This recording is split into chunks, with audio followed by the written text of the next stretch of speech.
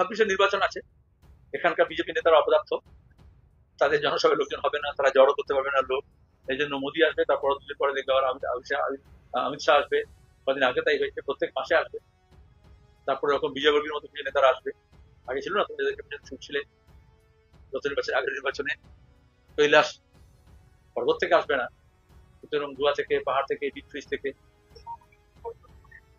পরিবর্তন কেন করতে হলো? পরিবর্তনের আগে তো কিছুদিন এমনি চালিয়ে যাচ্ছিল, হাফ টাইম নাকি তাহলে পার্ট টাইম। এবং তুমি মনে করো রাজ্য সভাপতি চেঞ্জ করলে বিজেপির ভাগ্য পাল্টে যাবে? তাকে তখন সরলেখ আর মুরলীধরকে একসঙ্গে বললি তো করতেই এখন 6 মাস যাবে। তারপর তো অন্য কথা, বিরোধী দল নিয়ে বেশি কথা বলতে চাইছেন। আজকে বন্ধের স্ট্রাইকের সমর্থনে মানুষ যেভাবে নেমেছেন, তাতে গোটা দেশে বোঝা যাচ্ছে না মোদী সরকারের প্রতি আর কোনো আকর্ষণ নেই মানুষের। যেভাবে বেকারি বাড়ছে, যেভাবে দারিদ্র বাড়ছে, যেভাবে অনাচার বাড়ছে, যেভাবে অত্যাচার বাড়ছে, যেভাবে গোটা বিশ্বের কাছে আমরা, আমাদের মাথা নত হয়েছে, হেট হয়েছে, যেভাবে আমরা আজকে একাকিত্ব হয়ে পড়েছি, যেভাবে আমাদের লোকে এখন আমেরিকা এবং ইসরায়েলের জুনিয়র পার্টনার এসে ছাড়া কেউ দেখে না, কোনো প্রেস্টিজ নেই।